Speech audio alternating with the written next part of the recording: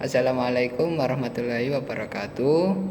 Perkenalkan, nama saya Muhammad Rifan dari STIT Raden Wijaya, semester 3. Di sini saya akan menjelaskan tentang hakikat kurikulum, peran dan fungsi kurikulum, serta macam-macam kurikulum. Yang pertama, membahas tentang hakikat kurikulum. Hakikat kurikulum adalah proses perencanaan kegiatan yang dilakukan dengan tujuan menghasilkan dan menyesuaikan perkembangan pembelajaran sehingga memberikan kondisi belajar yang lebih baik.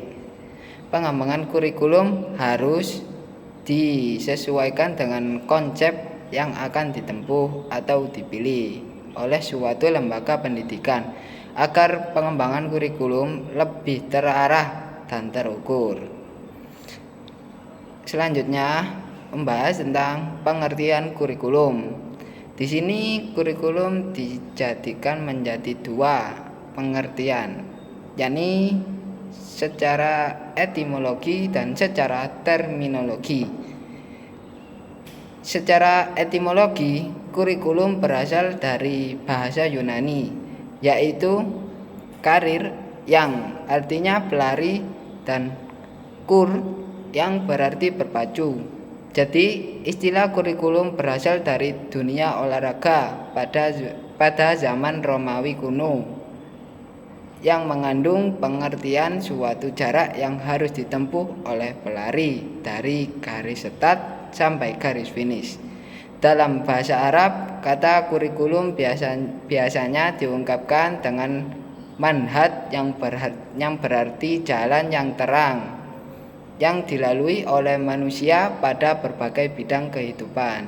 Sedangkan kurikulum pendidikan dalam kamus tarbiyah adalah seperangkat perencanaan dan media yang dijadikan acuan oleh lembaga pendidikan untuk mewujudkan tujuan-tujuan pendidikan.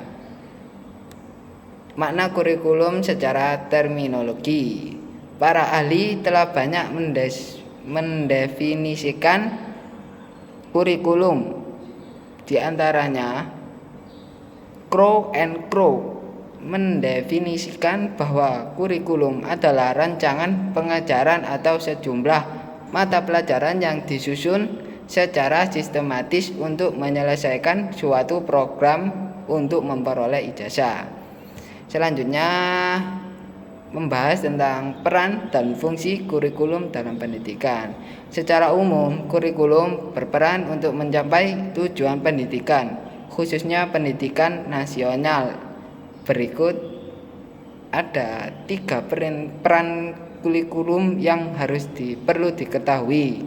Yang pertama, ada peran konservatif. Peran ini bertujuan untuk melestarikan nilai budaya yang merupakan warisan masa lalu kepada generasi muda yang hidup hari ini.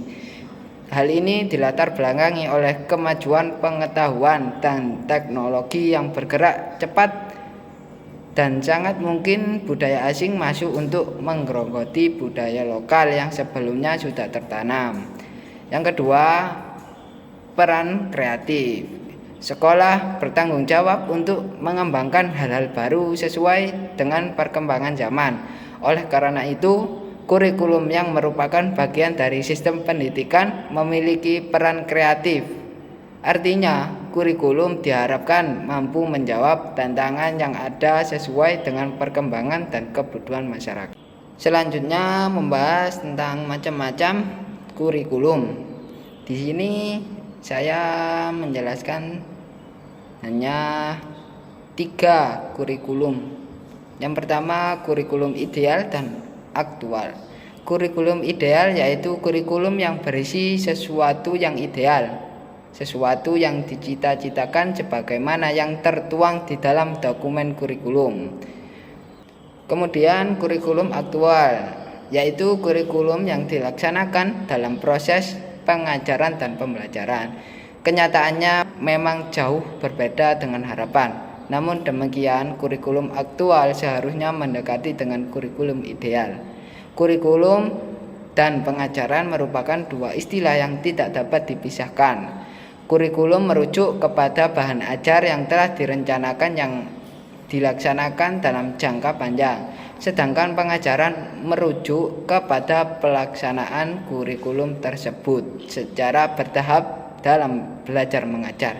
Semakin jauh jarak antara kurikulum ideal dan aktual, maka dapat diperkirakan makin buruk kualitas pendidikan di sekolah tersebut.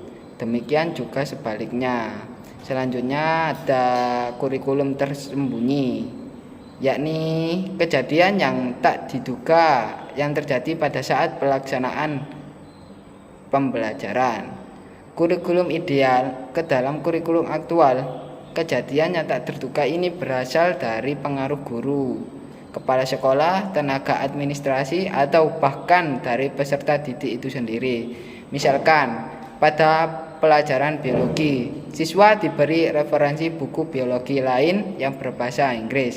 Dengan begitu, siswa secara tidak langsung juga mengasah kemampuan bahasa Inggrisnya selain kemampuan biologi. Kemudian ada kurikulum pendidikan agama Islam. Pada mulanya, orang Islam menganggap kurikulum hanyalah sekumpulan mata pelajaran yang diajarkan kepada siswa. Pengertian sempit ini tidak hanya dianut oleh orang Islam, orang Barat pun pernah menganut pandangan ini. Kemudian orang Barat memperluas pengertian kurikulum ketika konsep-konsep Barat itu memasuki dunia Islam pada akhir abad ke-19. Sudah banyak pula Muslim yang mengambil spesialisasi dalam bidang pendidikan modern. Mulailah muncul keancaman terhadap pengertian kurikulum dalam arti sempit yang masih dianut ketika itu. Misalnya oleh Universitas Al-Azhar, Universitas Az-Zaituna di Tunisia, dan Universitas Al-Qurawiyyin di Maroko. Begitu penjelasan dari saya, kurang lebihnya mohon maaf. Assalamualaikum warahmatullahi wabarakatuh.